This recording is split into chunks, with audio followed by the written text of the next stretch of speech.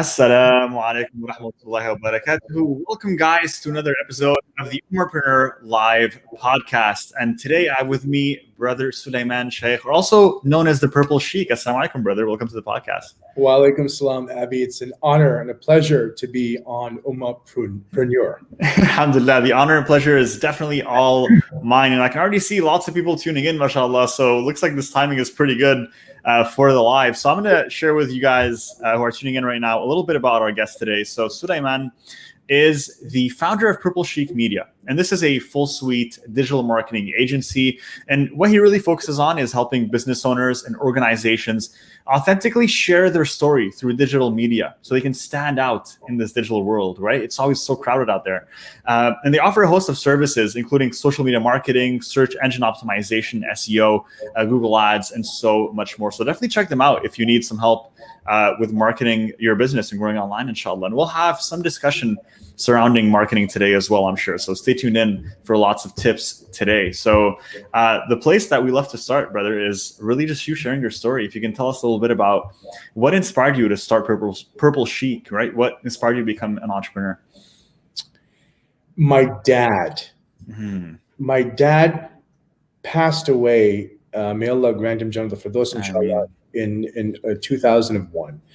And I was 16 years of age, and my dad was the ultimate businessman. So we use the word entrepreneur, alhamdulillah, all of us, entrepreneur.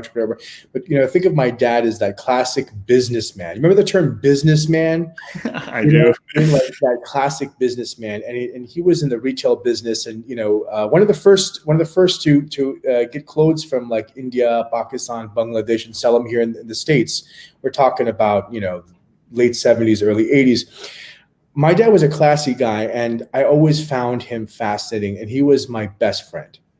I went to go see movies almost every single week, and we would, watch these movies and be like, we can make it better. You know what I mean? Like that was the conversations I had with my dad. And I just wanted to be like that. And my father always wanted me to be a businessman. When I was a kid, he kind of put that in my ear. And at first I was like, nah, I have no desire. And my mom, very typical South Asian families. They didn't want me to be a doctor or something like that. So mom and dad were pretty in opposite worlds, right? Dad's from a business family. His father was a businessman. His father's father was a businessman. So what inspired me is my dad and how he dealt with business on a daily basis and the impact that you were able to make as a business person, a businessman, a businesswoman. And today we refer to many of these business folks as entrepreneurs. Charity, I've and throughout my years, and we'll talk about, furthermore of those who give charity. I've always seen that more than anything. And I know many physicians and doctors out there do it, but I've never seen more charity come from the occupation of a entrepreneur or business person. And it's about making more, giving more. It's about impact. As Abby, as an entrepreneur, it's about when we make a decision, how much impact can we have on that decision? And, later on throughout the years, the birth of me becoming a business person, a businessman, was core reason being dad, and then the experiences I had in life. And ultimately wanting to have something of my own that I can leave as a legacy for my daughter and my son, my newly born son. He's turning a year, inshallah, this July, so he's not that newly born, but for my kids. So that for me, that was really the drive and being able to have access. And of course, there's all these other perks, is that you work as a business person, as you work more than if you were working at a job. I mean, it is what it is, especially if you're building the business, right? But you have more flexibility. And I also wanted that sort of flexibility for my family life. I wanted to be able to travel here, go here. Of course, it's very difficult because if you're a business person, right? Business, so you're always busy, right? It hasn't happened as much as I'd like it to, right? So to clear up any fictitious stuff in the future, if you're starting a business and you're an entrepreneur, you'll be working more than having the 9-to-5 job. You have more flexibility, of course. But dad, and throughout the experiences, those are the two things. But core is my father. Mm. It's beautiful that you say that, because actually, growing up, of course, our parents are our role models. And you mentioned a really interesting observation that I actually haven't thought of, which was the rise of entrepreneur versus businessman. Why do you think that is? Why do you think that we stopped saying businessman and we started gravitating towards entrepreneur? Now it's very glamorized, right? Entrepreneurship. So yeah, tell us your thoughts about that. Why do you think that switch happened? That's a good one. So entrepreneur, I think it's based off of a French term, right? Correct. So, the French are very unique, and they have this called mise en scène. For filmmakers, a lot of mise en scène, meaning like you're not just the director, but you're also the writer, director, but the person in doing the shot, think of a film shot in complete sync, where everything is in motion at the same time. The colors are correct. The actors are just placed correctly. Their motions are placed correctly. Mise en scène, everything in the shot, everything in the picture. So I often, when I think of entrepreneur, I think of that. So I kind of relate that when you think of businessman, you think of that person that has a brick and mortar thing. It's kind of old school, kind of takes care of one thing. The way I think of it, or at least the way it's been kind of advertised to us, is the businessman takes care of one or two smaller things and is really in the business. The entrepreneur is someone who's outside of the business. That's how I think of it. Now, the actual definition, I don't know, but that's the way I think of it. But I am old school. And one of the things I'll share with you, when my dad did pass away, on the death certificate, it said businessman. And for me, that's something I was like, wow, that's the title. That's the title that they give you in this world, correct or not correct, whatever. That's the title that they give you, and that's there. And I was like, you know what? We're all going to go one day. It's guaranteed. I want that title on my death certificate. I mean, more than there's other things that I want as well, but that, to me, for some reason, I guess it was an emotional trigger for me. That's what I want on my title, businessman. And for years I wanted to be a filmmaker, and I still do. I still have that in me, and I incorporate that in Purple Sheek Media. Inshallah, we can get to that point. But even that industry, it's 97% business, as my uncle once told me, who was a brilliant entrepreneur, businessman himself, who also is with Allah subhanahu wa ta'ala. But it's 97% business. So business must be perceived and looked at as a positive thing. And remember our beloved prophet, merchants, businessmen, men of impact, people of impact. So to me, that's what it is. I don't know. 100%. I love that observation, brother. And you of course, decided to build Purple Sheek Media, which is a digital marketing agency. And it's interesting that you went for that, because it is a business that helps impact other businesses greatly. So that's mainly your target audience. So walk me through why you specifically chose to go for a digital marketing agency. Okay.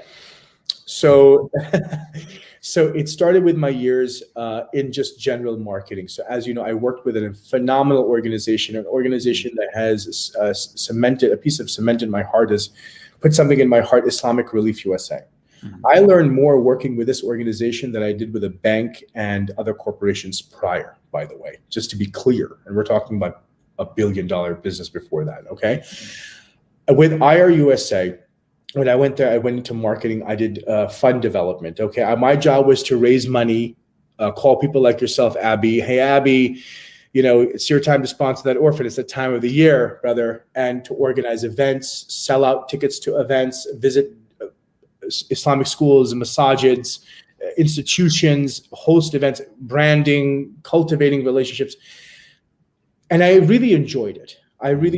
But I wanted a different take on things. And it wasn't all of Suleman. It wasn't a me, because one day I will be on my deathbed, if Allah wills, whatever. And I want to look back and say, you did what you really wanted to do. You pushed the envelope to what you really want to do, but you also make a great deal of impact. Anybody can go out there, Abby, any businessman or woman, entrepreneur, whatever, can go out there and make $100,000. I'm serious. With enough intelligence, with a creative mindset, with a positive mindset, you you guys can make the money. It's not about the money. The money will come. It's about what you can make real impact with, that you can wake up in the morning and be excited to go in front of your computer and send emails and get on the phone, something that keeps you alive, your blood jumping. And so I said, I love marketing. I did it for 7 years with IR, 4 years as a development coordinator, got promoted to regional manager. I started leading a team, that exactly the stuff that I was doing. So it was a bump up, you know. And I love marketing. I love making impact. And I love filmmaking. I love creative stuff. I like making movies. And so I started playing with that, by the way, when I was with IR. I started talking to volunteers, saying, hey, why don't you make a video? Let's put it on Facebook. This is how I want you to do it. I started doing launch good pages. We started making one launch good page went to 150 grand, use a little bit of video marketing, use a little bit of creativity in there. So I came to the school of hard knocks. I was like, wow, this is great. I can make an impact. This is what I can do. So I put those two together, and my solution was digital marketing, but with a different twist. Focusing on video marketing within the frame of digital marketing, offering it as a full package, and crowdfunding. So I was like, you know what? I've learned from the school of hard knocks. I work with, I think, from whether faith-based, by the way, to be clear, but faith-based or non-faith-based, IR, the setup, the creativity that's there. I think maybe perhaps you'll be surprised. It's phenomenal when I tell you. IR Canada too, by the way, is phenomenal stuff. Yeah. I learned so much. Let me go out in the world and let me help specifically impact-driven businesses. Many of them, yes, I specialize in nonprofits.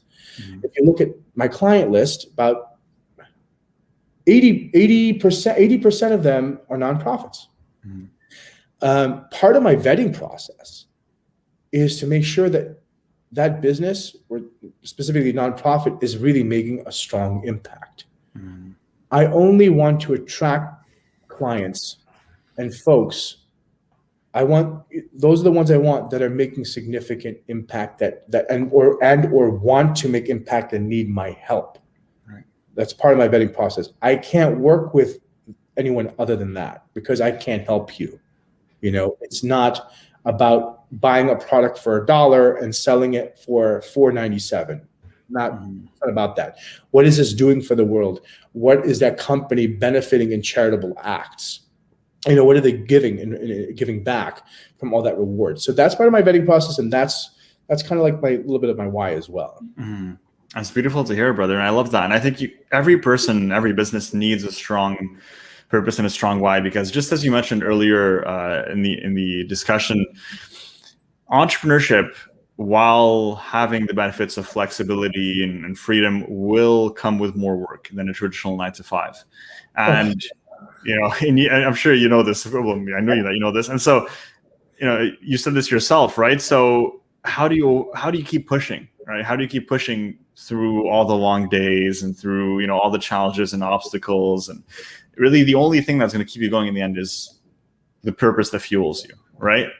That's kind of like the gas to your engine that keeps you going. And so if that's not there, eventually you're going to burn out, right? You're just going to lose steam. You're not going to know why you're doing what you're doing. And yeah.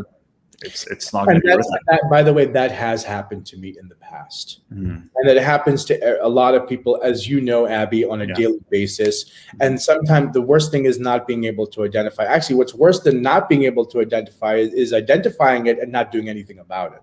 And a lot of people are stuck in that place, by the way. Okay.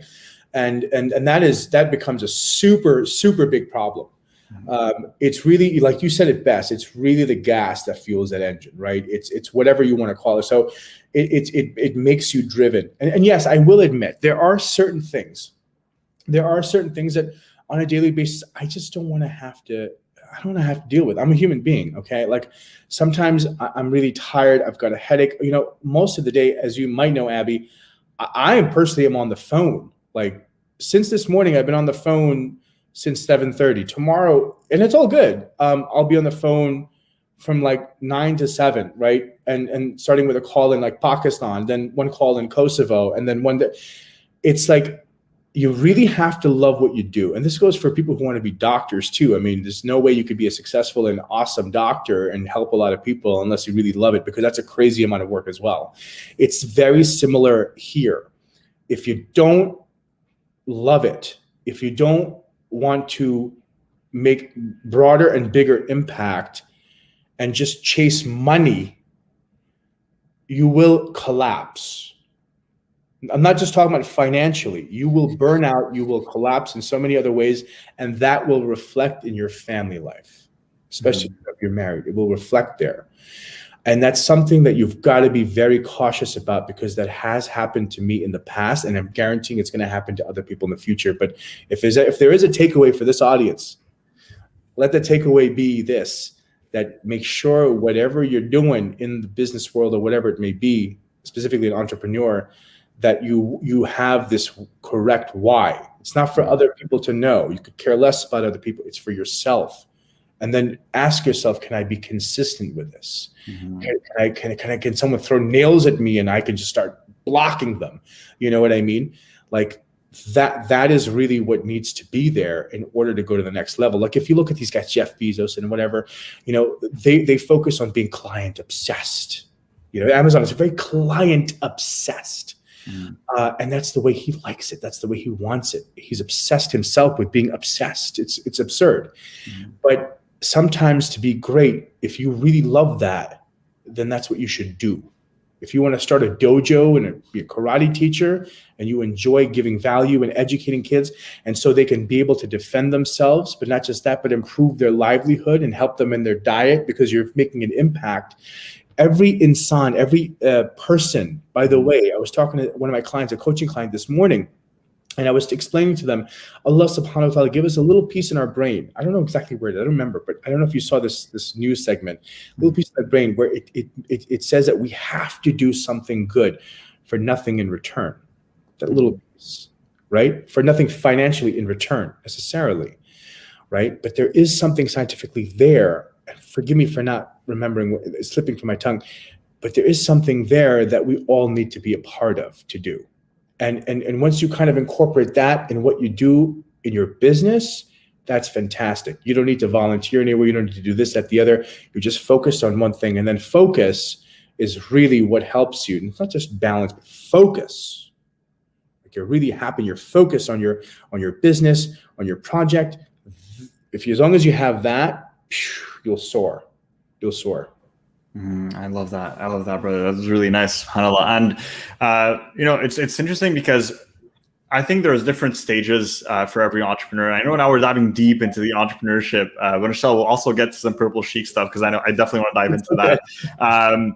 But this is a really interesting discussion. I want to keep it going for just a little bit more. So one thing here I think that is important to note is every entrepreneur will go through stages.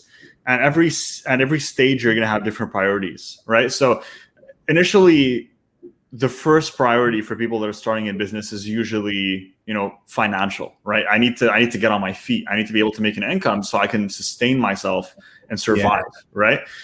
And I think, you know, a lot of times in those early stages, it's a little bit difficult to think about the why and even maybe to find the why because there's not enough experience, not enough trial and error. But as you know, someone grows on their journey of entrepreneurship and tries new things in businesses and succeeds and fails, and then gets to a certain level and the finances are taken care of, then you need something more to keep you going, right? You need, okay, the finances are there, but now why should I continue? Why should I go for great, right? Versus just good enough. And that's where that why and the purpose comes in, I think. So you may not like my response. I don't know. Please go for it. You may not like my response in this. But that whole thing of like security, destroy it. If you're not happy, and this is what I did, and I don't know if it'll work for everybody else, I cut it off. You know, when I left my position, Abby, I didn't have much money. I had a wife and kid. Some people would call me crazy. In fact, my aunt said, this is not how you're supposed to do it. You're supposed to, you know, build your business while you're there. No, so I can't do that unless it's a side hustle of like Etsy store or something. You can do that or affiliate marketing, but no, not what I wanted to do. I cut it off. I left. I didn't have another option. There was no other option. I cut it off and I said, Suleman, it's this or death, nothing. And I'm sorry. I don't want to come off too, you know, But for me, that worked. And I feel like for many others, that will work too. If you really want something, go after it. And there is no other option. There is no plan B. There is no second option, no second school option, or whatever you want to call it. You go for it and you don't stop until you get it. And if you pay your dues, and I'm being serious, in my opinion, if you pay your sadaqah, your zakat, whatever you can, and you make dua and you don't stop, you do it, you will get it. Especially living in America, you have opportunity. You got to be a hustler, an ethical hustler, but it can get done. It took me months, but after one client to 2 clients to jump to 4 or 5 clients very quickly. Then more, and then some would drop. Then more will come in. You start to figure out how to budget yourself. You start to do, where should I spend my money? It's a learning process. So the best way to do it is to just go out and do it. John Maxwell has a thing. He's a well-known coach. I went to his event years ago. They had this thing where you soar, and it's like you jump off and you let the wings glide you down. Bring it down, open up those wings. And that's what this is. That's part of life. And so if an entrepreneur is concerned and they're like, they have this hassle in their mind, like, I really want to do this, but I don't know. I got 2 kids, I got a wife, and this, that, the other. Plan it. Be strategic. Many things can be accomplished through strategy. You know what I'm saying? Take a dive in. Take a sabbatical. Work with your employer and be like, listen, I need a couple of months to do this. Make something work. Figure it out. There's always some way to make something work. That's the other thing. Being creative, it's like you're drawing up a contract, right? Sometimes when you draw up a contract, you have a contract with somebody, and it's not all black and white. You can draw up the contract however you want, as long as the other party agrees. Think of your life and think of what you do on a daily basis as a contract with life or with your job or whatever. Finagle with it. If you're asking for something, you've got to be able to deliver something else too. So you can work with an employer if you don't really want to do that, if you want to wait a few months and test things out to see if this is really your passion. But if you know if something is your passion and you want to do something and you're really confident with it, do it, especially if you're young, because you can always go back and get another job, right? That's my whole take on it. And that might come off to some people as like, too risky, this bad advice, but it might be bad advice for some people, but for me, it worked out, and I'm a firm believer of it. In it. If my son or my daughter came to me and said the same thing to me, I would give them the same advice. I'd tell them, this is your dad's history, and just move forward with it. Move forward. I love that, brother. Well, to be honest, it's interesting because my story is very similar to that. I was working in IT, 9 to 5. Well, actually more like a 12 to 12 with those shifts. And I was also going to school part-time, and I wasn't sure what I wanted to do in life. Eventually, actually, my first business was a marketing agency. So we can relate on that level. And I just decided to quit everything and go all in. In the first 5 months, I didn't get any success. I wasn't making any money. My back was against the wall. But alhamdulillah, 5 months in, finally figured it out. Just like you, got 1 client, then 2, and then 3, and it just snowballed.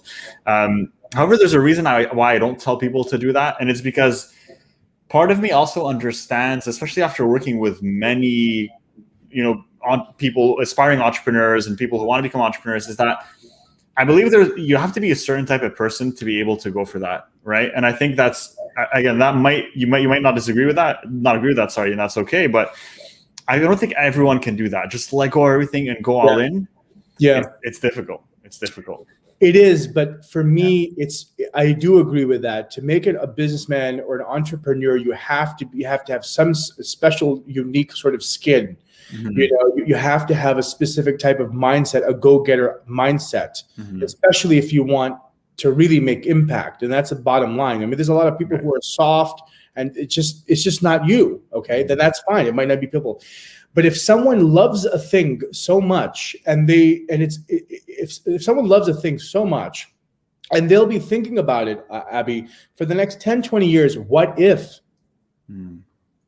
That to me is like prison, man. That to me is like a killer. I would rather take the risk, especially if you're younger, and do it. and see if it is you. Because if you don't, then that question will always be sinking in, like, what if? So, I mean, there's two schools of thought on it, right?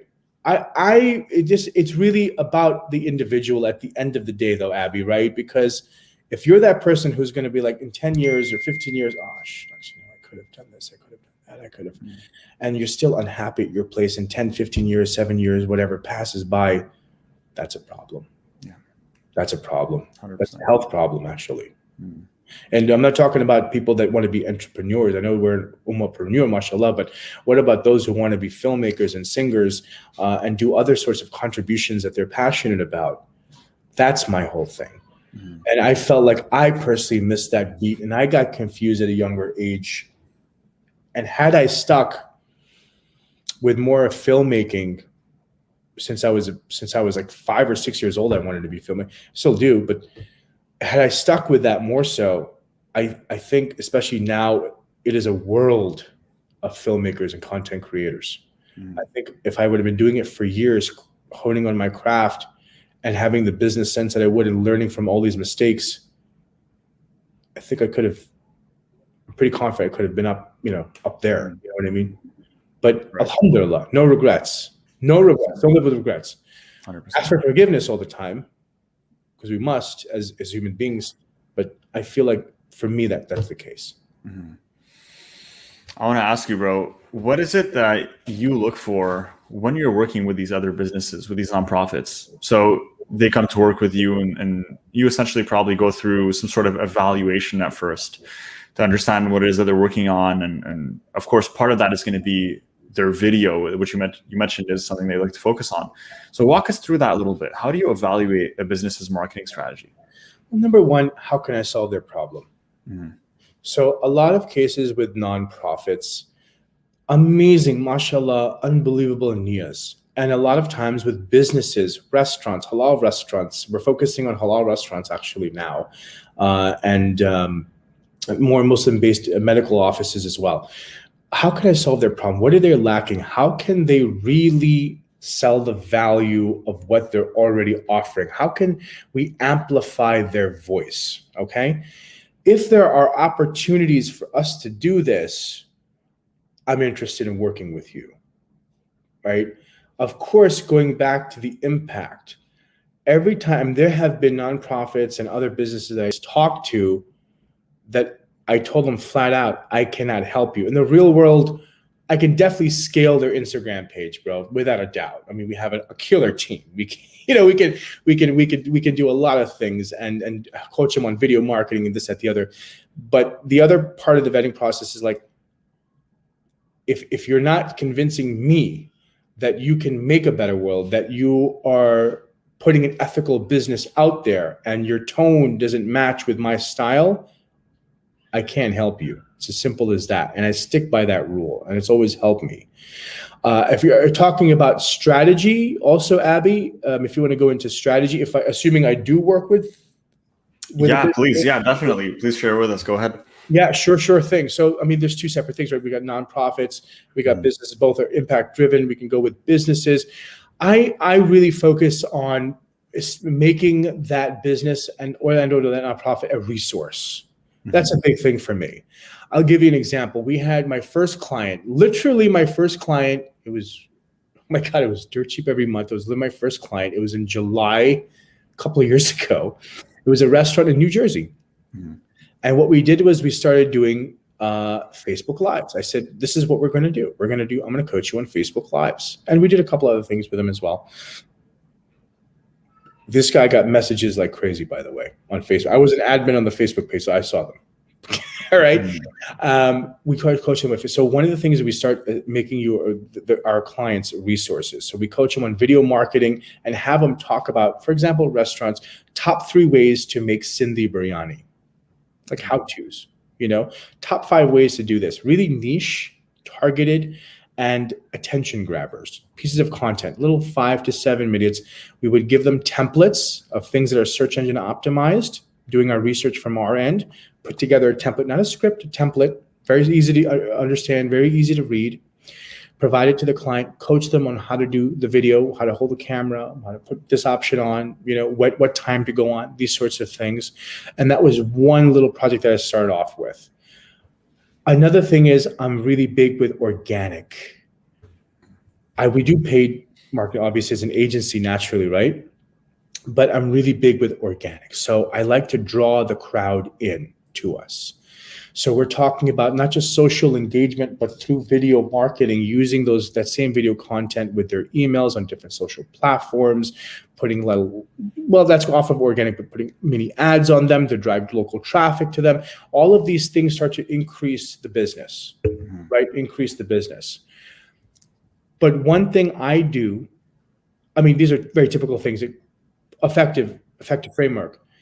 But one thing I like to do is I get involved with my client. And a lot of digital marketers don't like to do that. And that's okay. I understand that. Sometimes I wish I didn't do that with certain clients in the past, right? But I get involved. I create a WhatsApp message on my phone. And I get involved, keep it really old school, simple. And I'm like, hey, listen, you got to open up a TikTok account. TikTok. I feel like an old man. TikTok account, right? You got to do this. Call it this. We did this with one of our clients. I think within 30 days, he hit 100,000 views. Right now, he's focusing on TikTok. By the way, he's not even doing his Facebook Lives, right? But now he's like, sharing experiences, giving our clients, working with them, their vision, their personalities, and within their industries. The halal industry is a very unique industry. A lot of folks who have these businesses, Abby, they're first generation or they immigrated here. So you've got to be able to have cultural proficiency and how to work with a lot of these folks. It is what it is, and make things work within their comfort zone, especially to start off with. So it's understanding of that, the first generation, second generation, their capabilities, also understanding a little bit about their politics. And usually we shouldn't get involved in politics, but understanding their mindset, because their mindset is connected with their politics.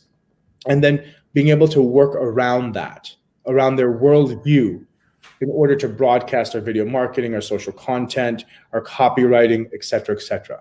So it depends on the business that you're with, that what we offer. If you're a restaurant, you're going to get XYZ. You really need to focus on Instagram. You really need to focus on engagement on Instagram, your content, maybe TikTok as well. And, establish yourself as a resource, because that really gets out for you. And then these little mini ads in your local community to drive more traffic to your restaurant. The selling points, because of COVID, there's a lot of factors in there, but that's generally the gist. Now with nonprofits, years of experience, I have a coaching program that I do specifically with nonprofits. It's been extremely successful, alhamdulillah. In fact, one of our clients, Kuba Academy in Houston, Texas. This is a masjid that got burned down 6 years ago from some, Islamophobe, crazy guy in Houston, blew it up. They reached out to me, alhamdulillah. I've been with them for about a little over a year now. Alhamdulillah. In fact, their call was earlier today. Coaching them from A to Z, how to put your social media pages, how to optimize them, your website design, video marketing, blogging, crowdfunding, placing ads consistently. Every time they have an event, we're going behind the scenes, planning it out. They're having an art exhibit. Paint. Those paint nights they have? Like, for example, like going through these every single little things and showing how we as an establishment are really 2.0. It's education 2.0, activity 2.0, figuring out our voice and then amplifying it, and so that's what we do. And then that always works. The money comes in, the branding comes in, everyone goes home happy. And that's what, especially with nonprofits and businesses want, but that's a little bit like a taste of what we kind of do. I hope that kind of answers the question. For sure. Well, honestly, what I heard, what I really noticed as you spoke is someone who truly understands their target audience, understands their customer. And I think this is the key that I really drill down into my students through our mentorship program and the things that we do. Yeah. We spend so much time on, I tell like focusing on the market research and understanding your niche before you create your offer, and before, even when you do create your offer, I always tell them create something like a minimum viable offer or product or service, and you improve it based on the customer's needs, right? Because I always tell them this thing: what you think the client wants or needs and what the client actually needs are usually two very different things. Yes. Right. 100%. And you'll only find that out as you grow in experience and you start working with your clients and understanding that niche inside out. And when you told me that a few points about understanding their mindset, how they view the world, even their politics, what I hear is someone who sees the value in knowing their target audience inside out. And that is truly a sign of an intelligent and well-educated entrepreneur, to be honest with you, because that's how you should approach it, to be honest. So yeah, it's an old Islamic thing. I remember watching this movie, and actually, it was Salahuddin said it in a movie, and it always stuck with me. And don't laugh, dude. It was from the movie Kingdom of Heaven, and he said something about knowing your man. It's a militaristic thing, but not necessarily militaristic. It's common sense, isn't it? Knowing your man, knowing your client. Yeah. The Bob, the avatar, as we call him in the digital marketing world, right? Yeah. Putting every single thing in there, how to communicate with them. Wallahi, it's in the Quran. When you go to a community, communicate in their tongue so that it resonates with them, right? So the answers are there for us. So that you want to put that together where you are, it's an exchange between the communities, right? You're just building upon it. And it really comes off of there. And that's what marketing, a big part of marketing ultimately is what communications, whether you're a filmmaker and a writer or whatever, you got to make it. Look, I have 3 simple rules in marketing: simple, organized, relatable. Simple, organized, relatable. Stick to these 3 things in your communication. You learn from it. I mean, there's a billion books out there that you can read and all this other stuff, and you should. But simple, organized, relatable. And knowing who your community is, who you're targeting, how to speak with them, what verbiage, even what time you should be sending your email. Maybe you should be sending your email out for email marketing at 11:30 a.m. Eastern Standard Time if you're because that's near lunchtime, and you're attracting people for a specific type of thing. So knowing your crowd, the more you know your crowd, the more you're comfortable with your targeted audience, the better your production will be for sure. I agree with you 100%. I love that, brother. I want to give a few little more tidbits here to our listeners that are tuning in and those who will listen after as well. So I want to ask you your opinion on what you think is the biggest mistake right now that most online businesses are making, or even physical brick and mortar businesses are making with their marketing right now. What's one thing that you notice most businesses are making that they shouldn't be? Kind of like an easy to fix thing that you're noticing. Honestly, what I've been seeing, the biggest thing that they've been making a mistake on is consistency. They're not they're not going to have the best content in many cases, whether they're non-profit, for business, whatever. If you look at the pages, you see like 7-8 posts. Last one, 2018, and they were doing good on the other ones. I've seen that so many times. Right. They're just not consistent, and it's because that's okay, though, in many cases, because a lawyer knows how to do law. You go to a doctor when you're in pain. You need to go to a marketer in business when you need help to amplify your voice. So, but consistency, a lot of folks, for those who are watching, consistency and good content combined together will make a difference for you, for sure. But it takes time. It's a science. It doesn't happen overnight. I've had people say, Suleman, we have a goal for 30 days. We want to raise $1 million. Sorry, I can't help you with that, especially if you've never run ads before, you never had a crowdfunding page, you don't have any emails. Don't have too many high expectations. You'll get there. Just be consistent. Be patient. Patience, consistency, and creativity. I would say these three things that businesses a lot of the times are lacking. But my whole thing is don't blame yourself for that. Because as an entrepreneur, many times you're either selling a product or you're selling a service or whatever, Abby. I mean, there's a billion businesses out there. you can't always wear, all the hats. Yeah, you can't do that. You have to work with people. The Ottoman Empire wasn't built by one dude. It was a whole generation of things. Roman Empire, same thing. I mean, you need division of labor, and you need to work with everybody. That's how you build foundations, how you build a thing. It's not a one man, one woman show. It never was. That's a lie. So that's my whole thing with that. Yeah, for sure. I mean, those are the business: consistency, patience, and creativity. I would say a lot of the times it has a lot to do that, especially with the consistency part. I firmly believe that.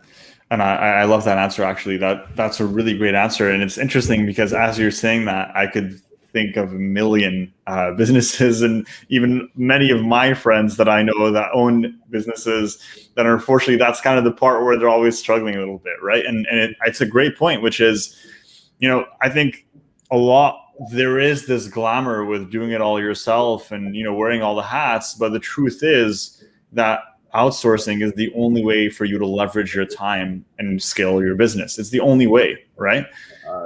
Do what you do best and outsource the rest. I mean, if you think that you can do everything, you are lying to yourself, and that's terrible. Don't do that to yourself.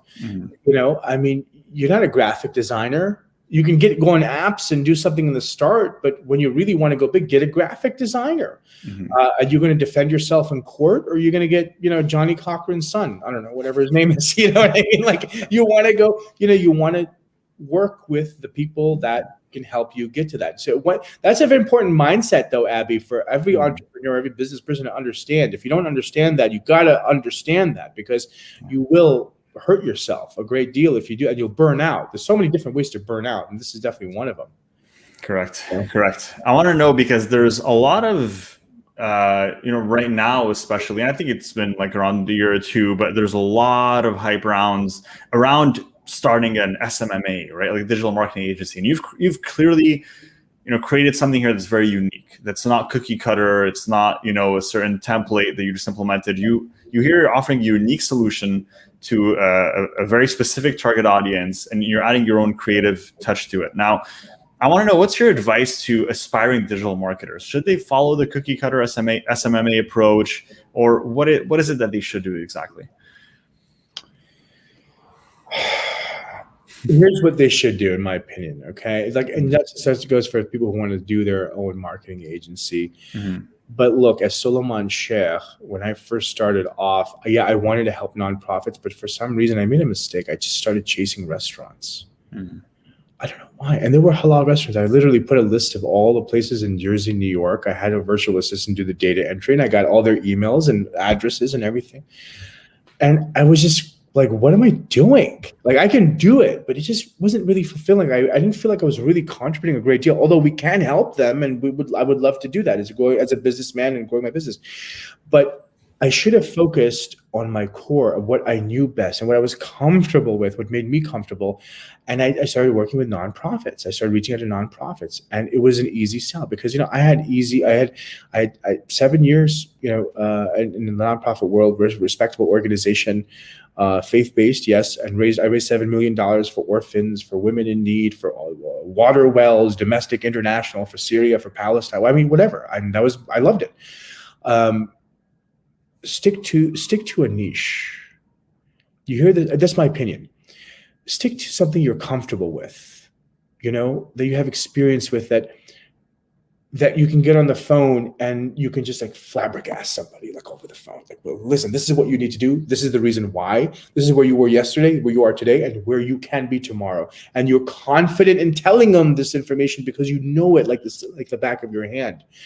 Usually stuff like that is like that's what you focus on. So if you want to start an SMMA and you want to focus on mattress companies and offer them SEO, which, by the way, this is a good idea for those who would be interested. Focus on SEO. And one of my cousins actually told me about this. SEO for mattress businesses. I was like, focus on that because he has a history in working the mattress business world. E-commerce is going to be huge. If you are into e-commerce and you feel really comfortable with it, e-commerce marketing is just going to keep blowing up, in my opinion. That's an area where you may want to just kind of focus on. Again, it's a niche. It could be e-com, whatever it may be, helping business coaches, and that's what you're building your marketing or your whole strategy on. You're doing a coaching thing, or not even coaching, you're doing actual implementation, like whatever. Focus on business coaches, realtors, like focus on a niche that you're comfortable with, that that you can just blow someone out of the boat. That's how you know. If you say, so how do I know?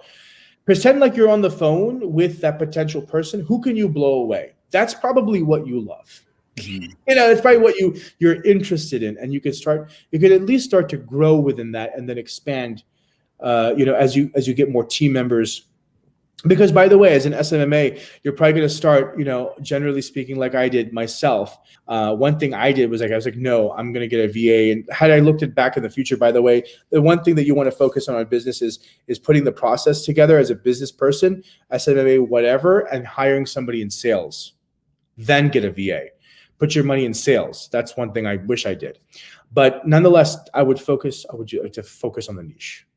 Get a niche, focus on that. Be the specialist in that, be the king or queen in that area. I love that, brother. And that's a really great observation. And also something that constantly have to drill right into my students when they're starting off, because a lot of entrepreneurs, they start off and they're like, well, why should I follow a niche? Isn't it better if I, work with everyone? Doesn't that mean I have more customers available? Aren't I limiting myself? And it's the opposite, really, isn't it? Yeah.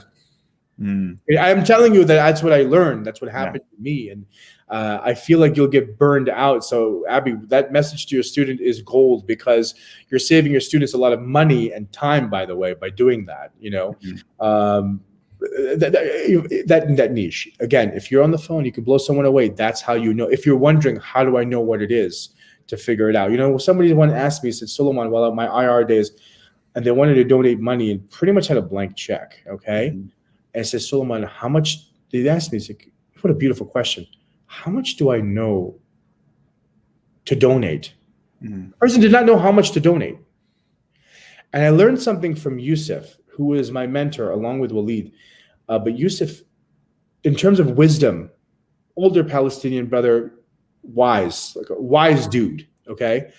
He said, Suleman, he said, Suleman, when he mentioned this whole thing, he said, he told someone who asked him the same question. He said, if you could put your hand in your pocket, okay, and think to yourself, take out that amount that you feel like you would feel like a pinch, not like, but a pinch. Whatever you're giving, you got to feel something, at least a pinch. That's the right amount to give. That's the right amount to give, because that's kind of taking you out of your comfort zone, and now it becomes a sacrifice. Think about it. I love that. And subhanAllah, that's how we're taught by the Prophet ﷺ as well, right? And kind of to give until you feel it, right? Until you feel it. Feel it. There you go. Give it until you feel it. It's a simpler way. Thank you. Yeah. It's a simpler way of putting it. That you got to do it, because that it's easy. It's also relative, right? For someone, $10 might not be a big amount. For someone else, it's just a big amount for them. So it's all relative, right? It's not about the amount, but it's about how do you interpret it and how do you feel it in regards to your finances and situation. I want to ask you, what can we expect from Purple Sheek in the future? So do you have any plans moving forward for your agency? Anything exciting that you can share with us today? I mean, look, business is business. Business will, inshallah, grow. One thing, if you're starting off as an entrepreneur, if you've just been going on for like a year, whatever, just be confident that business will grow. Just be consistent in your business. As I'm talking to the clients who have businesses and want to do a little bit of their own marketing, consistency, patience, these things still stand. But the plans, it's growth into different industries. I now have, alhamdulillah, a very effective, proven framework, obviously, for nonprofits by far. I mean, even if you go to our site, I think you'll have I think we put in 5, 6 of some of the tons of reviews that we have. I think there's around 5, 6. I haven't been on my website in a long time. Don't kill me, all right? But is growth into other industries, in the for-profit world. I do want to now work a lot more with individuals who want to sell their services, such as realtors, as business coaches, and help them with a lot of marketing stuff. I do want to go to and really hit hard with a lot of halal restaurants, which I've been in touch with many of them, and many of them know my name. Like, alhamdulillah, Purple Sheek has really gotten out there. People have heard of them. SubhanAllah, I don't know how. By the way, I've never spent a penny on marketing myself. I never marketed myself, guys, and that reason you should listen to that. It's just that my context was different. People knew who Suleman was and my experience in the back, and so it was not as hard for me as it may be for other people, to be straightforward with you. But you know, that's what I want to start spending the funds. I want to start marketing myself and put myself in these industries and grow this business to new heights. But truly, there is something in my heart, very deep in my heart, that I do want to do, and it's called the Purple Sheek. The Purple Sheek. That's not Purple Sheek Media, okay? And what that is it is a vlog. It is an outlet that I've developed, and in the process of further developing, it's not fully released. Okay. It's something that I will do. It's a personal project of mine. And it's about really exploring human poetry within the Muslim Western narrative, and showing the contributions from people such as yourself, Abby, and others who push the envelope and inspire and make a better world through their teachings, through their actions.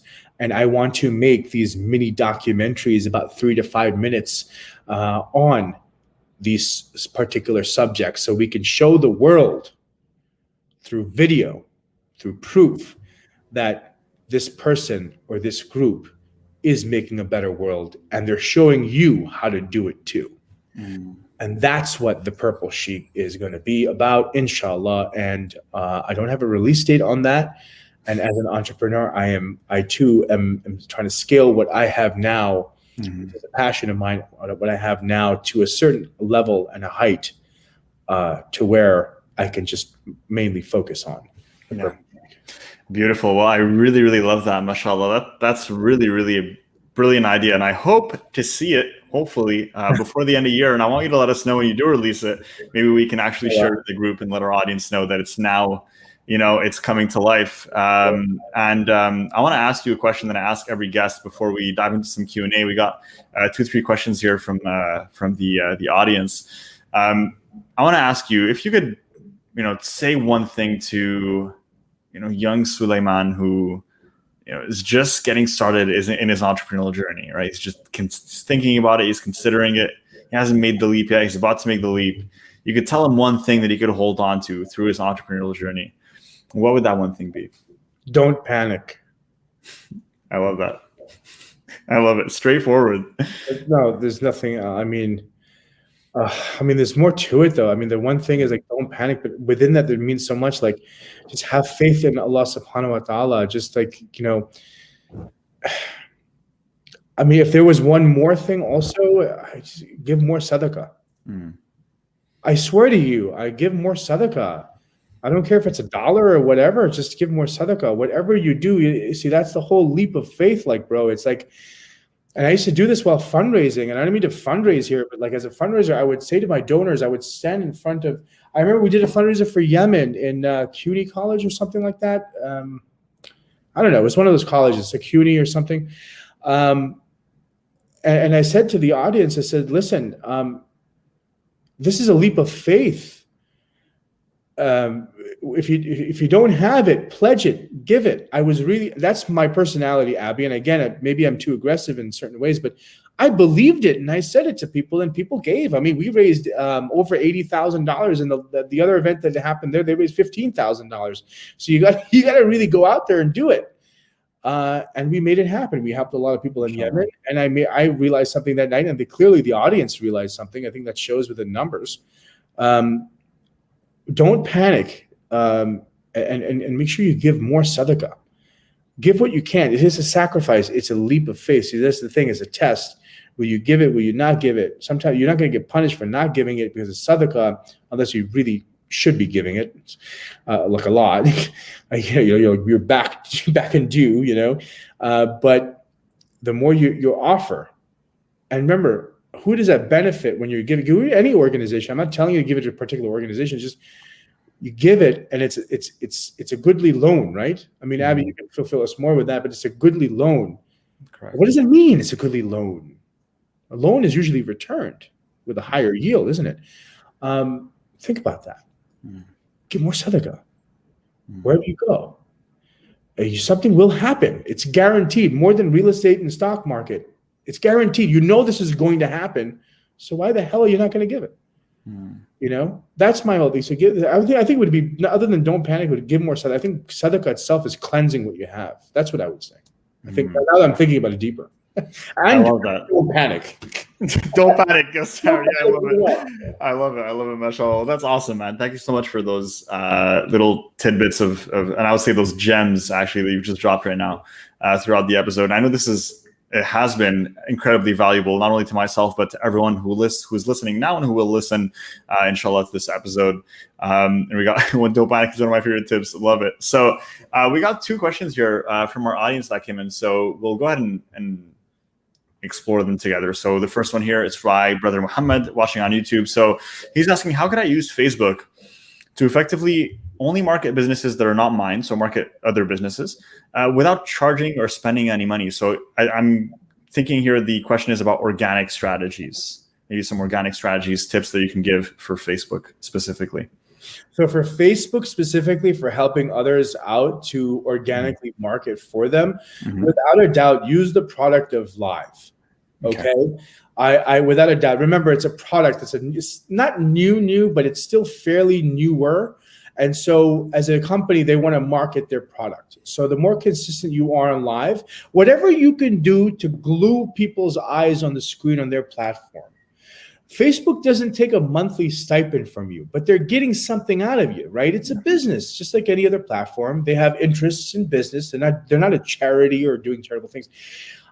So I would do Facebook Live, like coach someone or work with someone who can be the face of that company or that organization. That, if you ask me what the best thing to do, it's that. Their algorithm, not so great. I mean, now you see like really amazing posts with just a few likes and this, that, the other, a lot of times because, they want money, unless it's like really viral type of content.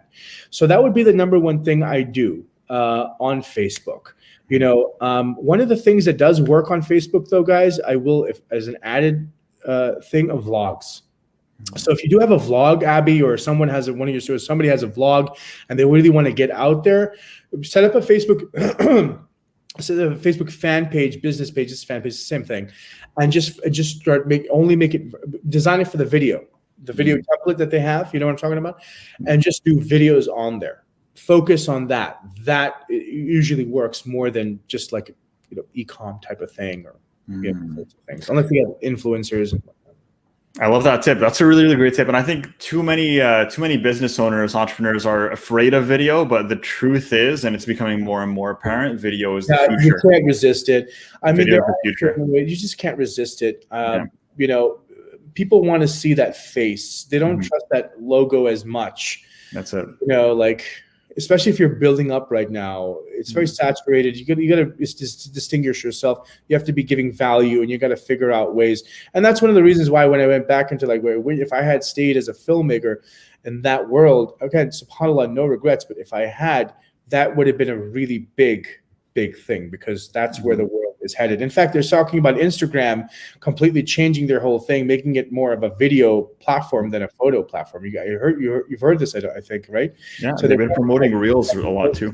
Yeah, they're taking a lot of shit because they're TikTok, right? This is it's unbelievable. So just get out of that comfort zone. If you're in that zone where you don't want to put your face on there, you're beautiful, you're enough, you look good, you're fine. Get out there and give value, help people out. Don't be 100%. Love it, mashallah, brother. We got one more from the audience here. That's a really great question from one of our viewers on Facebook. And this one is curious to know, are traditional marketing majors or marketing bachelors right now still relevant in today's age? That's a great question there. Traditional. Oh, okay. I'm understanding it now. I think so. I think so, with a couple of tweaks. So look, the times, as times move, you got to keep yourself ahead, right? I mean, the classic style of marketing, Abby, maybe you remember this when we were kids. You received that junk mail, and the junk mail was really, it's really a funnel. You know that, right? They're really funnels, and they would lead you into one thing, and then you would call that number, and you'd lead you into another thing and another thing. That's like, what is it called? Direct response type of stuff. That's old school stuff. We just took that stuff and digitalized it. Yeah. That's effective marketing. The whole thing with a funnel, that's where it came from. It didn't come out of thin air, by the way. And if you read Russell Brunson's book, .com Secrets, great book, by the way, highly recommended. That's basically much what he says. So think about that. Traditional marketing would be the best professors, some of the best teachers that we could have. You just have to digitalize it. That same process, just digitalize it. There's not much difference. Not much difference. Right. I love that. I'm going to squeeze in one more here because this one's really, really great too. And this one is, besides picking a niche, is there other ways one can differentiate themselves from competitors? Yes, there is. There is, but again, I don't know if the right word would be disclaimer or whatever it would be. Pick what you really want to do. That's my first advice to you. Okay, whatever you really feel passionate about, find that passion. Spend time, spend money, whatever, to find that passion. Now, whatever you want to find something to make it better. Okay, milk. You go to the store, you buy a milk bottle, it looks like a traditional gallon bottle, right? Giving you an example. But you go to like a nicer quality store, and you get a nice glossy looking, smaller, more compact, trendy bottle. It's milk 2.0. You put the price up for $7.97 instead of $4.97. You'll get the $7.97 because your copy on that milk bottle, your design on that milk bottle, the story, the human relatable story you have on that milk bottle is different. You'll get the money for it, okay? You have an audience for that. So whatever you're thinking about within your competition, whether it's, I don't know, a product or whatever, show me more value that this product can do for me than your competition can. Find out what you can. There's a show, I only saw 1 or 2 episodes of it, Mad Men or something like that. Yes, I actually watched the entire show. I love that show, to be honest. You love that show? Okay, there was one part where they were selling the Lucky Strike cigarettes. Yes. And what did he say? It was toasted. Yes, it was toasted. The seeds are toasted. All the seeds in tobacco were toasted, right, Rabbi? They were all toasted, but they just took that one part out and gave it like that flair, that oomph, that energy level, that kind of new vibe. And it was toasted. Our seeds are toasted. In reality, everybody was right, but it's not unethical. They're just stating the truth, and they're kind of playing with the words. So what I'm trying to say is, like, a play on that would make a significant difference to make yourself distinguishable from your competition. Also, your competition, and this happens a lot in the for-profit and non-profit world, both of them,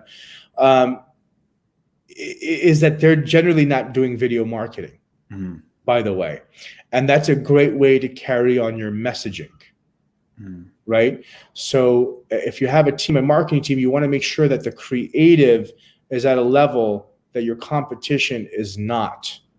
We can go on, and I don't want to go crazy with this, but pretty much that's the gist. So the answer is yes, and that's how you kind of do it. And if you have further questions, by the way, anybody, of course, Abby is your ultimate resource here for obvious reasons, but you can send me an Instagram message at Purple Sheek Media, or my email, which is suleman@purplesheekmedia.com, Suleman. I'm forgetting the spelling of my own name, and just ask me a question and whatever in regards to this interview, and we can clarify more if needed. Love it, brother. Love it, brother. Well, actually, you just got started there. So tell us, where can people, because you've dropped so many amazing gems, mashallah, on this podcast. And I'm sure this episode is one where people are going to walk away with a page filled with notes. I know I am. And I hope you're taking notes if you're listening. Where can people go to follow you, support you, and just get more of, all the wisdom that you're sharing here today? So it's all open. You can go to purplesheekmedia.com. the same spelling on the Facebook of the Facebook, the cover page here, .com. And there is Ask Me Anything. There's a column for like Ask Me Anything, and just ask me anything. You know what I mean? Like, just try to keep it relevant. You know what I mean? Like, don't ask me what you want to have for dinner and how to make biryani or something. You know, just ask me something relevant to this. And I'm open. Also, a quick text. I'm totally cool with that. 848-448-3010. That's 848-448-3010. Text me. You know, and we can chat, and we can, you know, any questions that you have. I wanna help. Inshallah, as best as I possibly can to our brothers and sisters. Your success is my success. And by the way, tell that to your clients. Whenever you have clients, your success is my success, because that is the ultimate truth. Your clients succeed, you will succeed. You will succeed. 100%. 100%. That's where you can find me. And any questions? 100%. Love that, brother. Well, you're the first person to give their phone number on the podcast, so that's mashallah. That's never been done before. Very so transparent. History to make. I love that, brother. That's that personal touch that you're talking about. And now you know that this guy's a real marketer. I love it. Mashallah. So thank you so much for joining us on this podcast today, man. Honestly, it was a blast. I learned so much from you today, honestly. And I'm sure that people listening will learn so much as well. Guys, please check out purplesheikmedia.com. Follow him on Instagram, Purple Sheik Media, or everywhere else that you're active on, and check if he's active there as well, Purple Sheik Media. And you know what we'll do? I'm gonna stay connected with you, and inshallah, once he releases the Purple Sheik, I'm gonna notify you guys. I'm gonna drop maybe an Instagram story or something in the group to let you guys know. So make sure you stay tuned for that as well, inshallah. I appreciate Thank you so much, brother, for coming on. This was an absolute pleasure.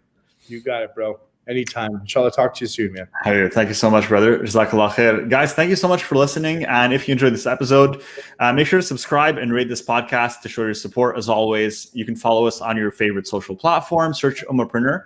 And of course, if you'd like help starting your own online business, or maybe taking your business to the next level, you can book a call with us for free at ummahpreneur.com/call. We'll speak to you to understand where your goals are and how we can help. And until then, we'll see you next time. Take care. Assalamu alaikum.